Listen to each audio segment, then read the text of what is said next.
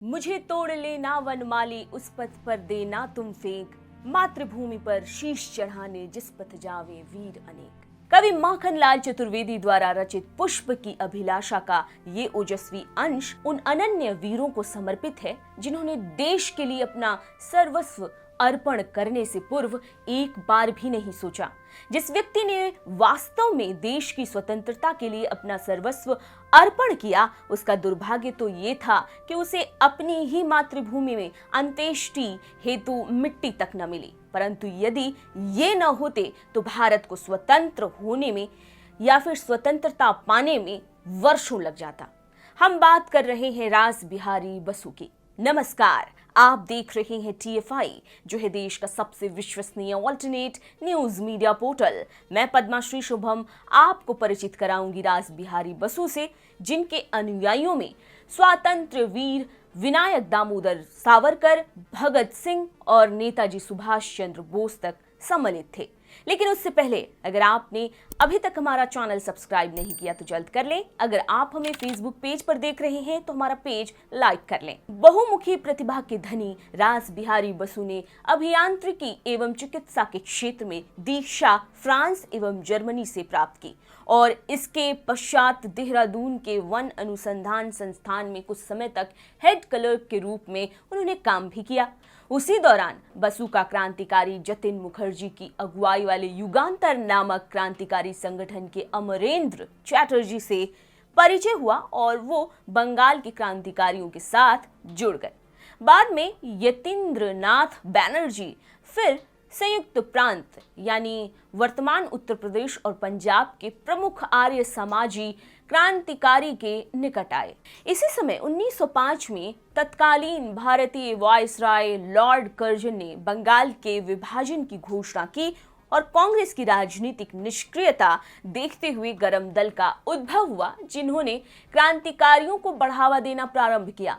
चतुर रास बिहारी बसु इन्हीं आक्रामक क्रांतिकारियों में सम्मिलित थे। दिल्ली में जॉर्ज पंचम के 12 दिसंबर 1911 को होने वाले दिल्ली दरबार के बाद जब वायसराय लॉर्ड हार्डिंग की दिल्ली में सवारी निकाली जा रही थी, तो उसकी शोभा यात्रा के दौरान वायसराय लॉर्ड हार्डिंग पर बम फेंकने की योजना बनाने में रास बिहारी बसु की प्रमुख भूमिका रही थी। अमरेंद्र चैटर्जी के एक शिष्य वसंत कुमार विश्वास ने भेष बदलकर उन पर बम फेंका, परंतु उनका निशाना चूक गया। इसके बाद ब्रिटिश पुलिस से बचकर रास बिहारी बसु ने देहरादून की ट्रेन पकड़ ली और ऑफिस में इस तरह काम करने लग गए मानो कुछ हुआ ही न हो। और फिर अगले दिन उन्होंने वायसराय पर हुए हमले की घोर निंदा भी कर दी।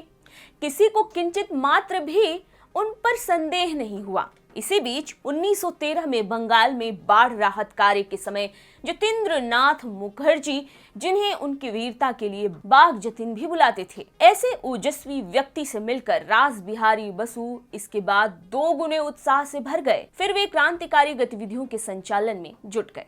भारत को स्वतंत्र कराने के लिए उन्होंने प्रथम विश्व युद्ध के दौरान गदर की योजना बनाई। फरवरी 1915 में अनेक भरोसेमंद क्रांतिकारियों की सेना में घुसपैठ करने की कोशिश की गई।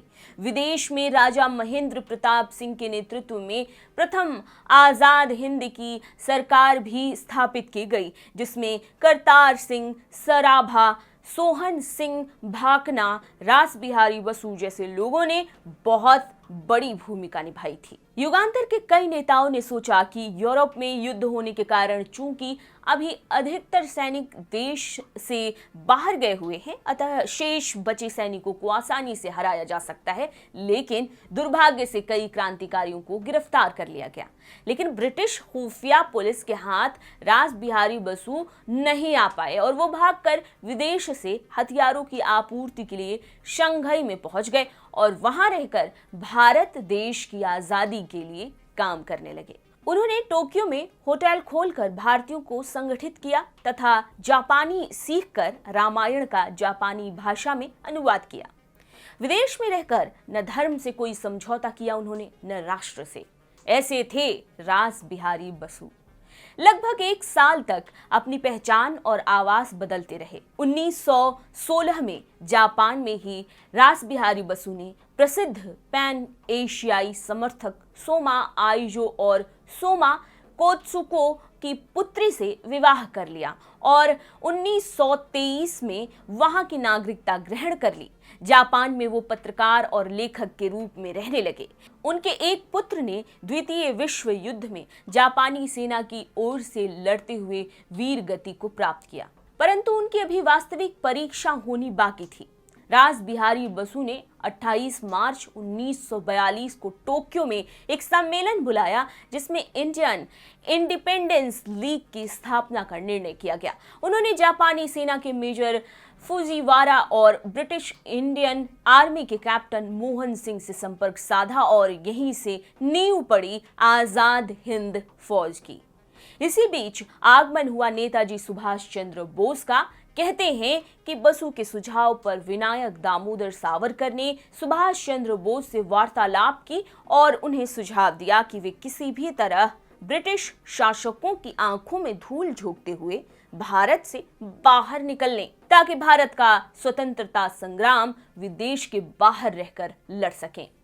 आईएनए का गठन रास बिहारी बसु के इंडियन नेशनल लीग की सैन्य शाखा के रूप में सितंबर 1942 को किया गया।